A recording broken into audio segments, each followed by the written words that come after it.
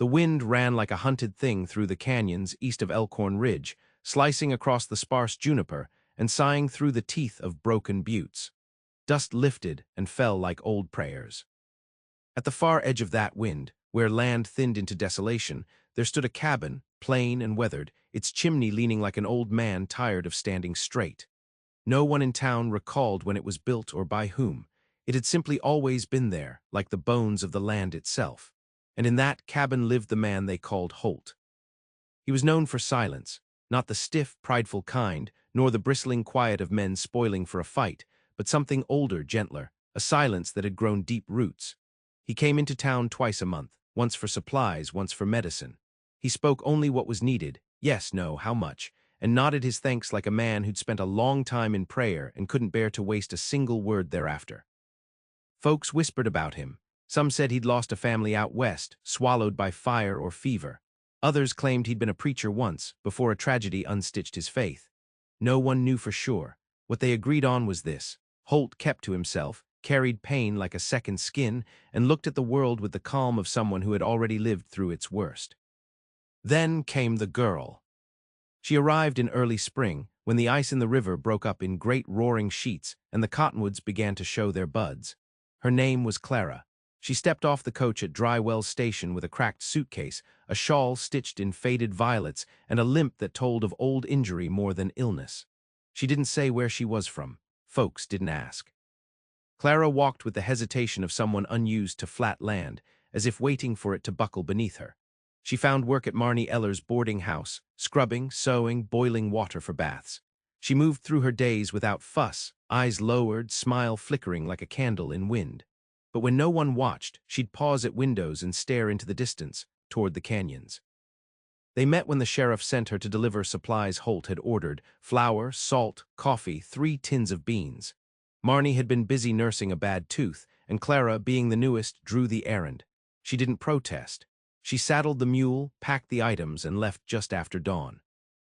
It was nearly dusk when she returned, mud up to her hems and cheeks flushed with windburn.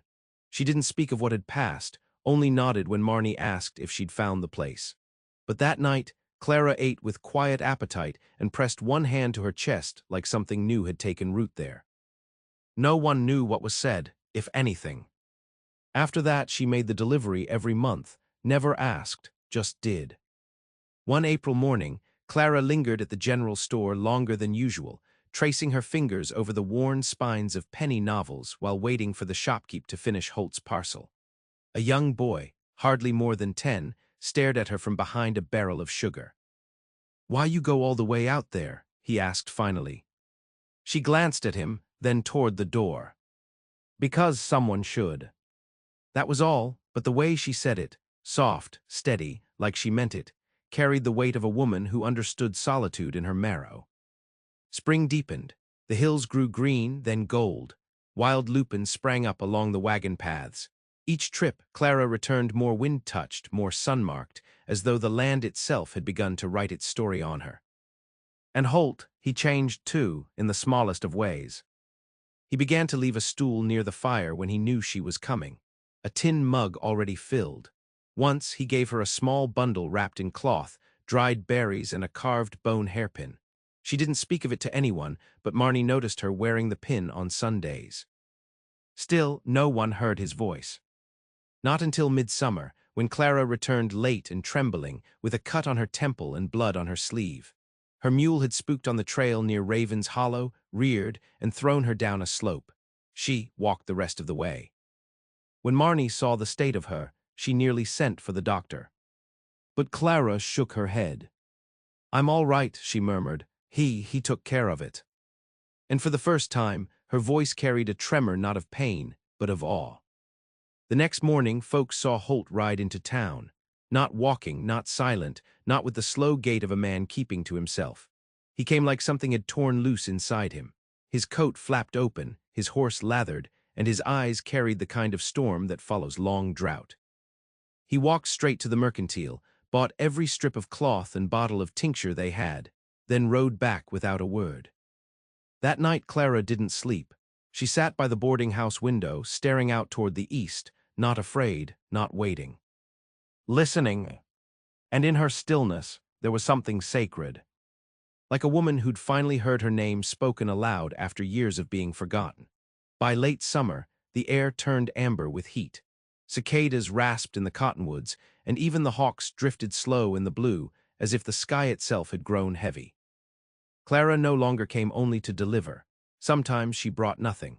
Sometimes she stayed half the day, sitting near Holt's cabin, where the shade of a mesquite tree stretched long and soft.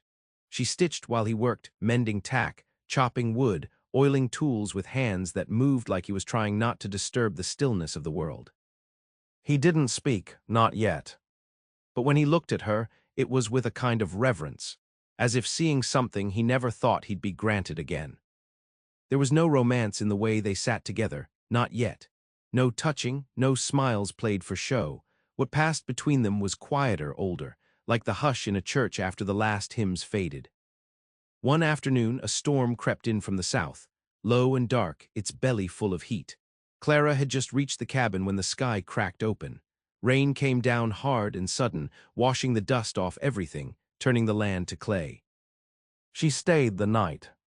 No one in town knew. But Holt placed a chair by the fire, not too near his own, and laid a dry blanket across its back. He boiled coffee, tore bread for stew, and when she sat there, damp hair curling, eyes glassy from the storm, he handed her the bowl with both hands. No words, but in the way he moved, gentle, careful, it was clear he feared breaking something already fragile. That night thunder walked the ridgelines. She lay on his cot, he slept by the hearth, neither touched, neither dreamed. And in the hush between lightning and thunder, she whispered his name for the first time. Holt. He didn't stir, or maybe he did in some small, inward way. Come morning, she left without fuss. He watched her go, one hand resting against the doorframe like he could feel her absence even as she disappeared into the rising mist. From that day, something changed in him. He began to build. Not a house, nothing that grand. But he cleared the space beside his cabin, drove posts into the hard ground, began framing what would become a lean-to. He did not tell her why. She noticed, of course. Each time she came, more had taken shape. A roof beam, a window frame, shelves carved smooth. No explanation, no invitation. But the structure rose slowly, as if the land was learning to hold two souls instead of one. Late one evening in September, Clara brought a letter. Sealed, creased, she didn't open it, just stared at the thing like it had claws. Holt saw it in her hands. Still didn't speak. But he took a match, lit the hearth, and held out the tongs, not forcing her, just offering. She fed the letter to the flame with steady fingers, watched it blacken, curl, vanish. Then sat beside him, nearer than she'd ever dared before. You ever lose someone? She asked, voice barely louder than the crackle of firewood. For a long time he said nothing. The silence stretched, deep and unhurried, like a tide drawing back. Then, yes. His voice was rough, low, a stone turned in the throat of a river. She didn't ask who, didn't press. He looked at her, the firelight cutting his face in half, one side gold, the other shadow. I buried her near Willow Roots, he said, far west before the war. Clara's breath caught, but she didn't speak either. Some things needed to settle between people like silt in water, slow, quiet, inevitable. Later, as she rose to leave, her fingers brushed his arm in passing, not an embrace, not yet, but a touch that said, I see you. That winter snow came early. The first flurries fell in October, and by November the trail to Holt was nearly impassable. Still she went, wrapped in wool, breath rising in clouds, hands raw from wind. She brought him canned peaches one day. He looked at the jar like it was something holy. And when she handed it over, her fingers lingered on his. That was when he said her name. Not loud, not rushed. Clara. As if he'd been holding it in his chest all this time, keeping it safe. She turned to him, eyes wide, breath caught, and he said it again. Not like a man calling across distance. Like a prayer, the snow did not let up. It came in waves, soft, relentless, burying fences, muffling the world. Dry wells all but folded into itself. Wagons froze in place, chickens died in their coops, and the church bell rang only once for the new year, its chimes swallowed by wind. But Holt's cabin stayed warm. Clara came less often, not by choice, but by the mercy of weather. When she couldn't reach him, she left parcels at the halfway mark: wrapped cloth, a folded note, once a tin of biscuits wrapped in wax paper. She never signed the notes. She didn't need to. When the thaw came, slow, slushing into March, Holt rode into town with a blanket bundled in his saddle. Inside it, the notes, all of them, kept dry, folded with care. He handed them to her like they were seeds. "I reckon they're yours again," he said. It was the most he'd spoken aloud since arriving in those parts. Clara took the bundle with both hands, tucked it close, didn't cry, though something in her mouth trembled. Later that week, she moved. Quietly, without ceremony, she left Marnie Eller's and settled into the Linta Holt had built. It was finished now, tight against the cold, shelves lined with dried herbs and cloth, her sewing things placed neatly in a corner. They did not speak of what it meant. But each night they sat by the fire, and each morning they rose together, two people sharing space, time, silence. She planted a row of mint beneath the eastern window. He built her a bench of sanded pine. Still no talk of love, not the kind folks carve into trees or read in books. But it was there, plain and wordless, like the smell of bread or the hush before snowfall. Then, in April, the stranger came. Rode in from the south with dust on his coat and a shotgun strapped to his saddle. He didn't give a name, just asked after Clara. The barkeep lied, said she'd moved west. The blacksmith backed him up. But the stranger had eyes like a wolf and patience to match. He waited. It wasn't long before he followed the trail east. Clara saw him first. She was gathering eggs near the coop when he crested the rise, horse slow, eyes sharp. Her face went white, then set hard. She didn't run, but her hands trembled as she closed the coop door. Holt stepped outside when he heard the hooves, saw the man, saw Clara's face. Said nothing, but he walked to her side. The man dismounted, spat. His voice was slick, familiar with cruelty. "Well, I'll be," he said. "Didn't think I'd find you tucked away with some mute crowbait." Clara didn't flinch. "Whatever you want," she said, "you won't find it here." The man laughed. "I ain't here for talk." His hand moved toward the shotgun. And that's when Holt spoke. "No." The word hit like a gunshot, low, final.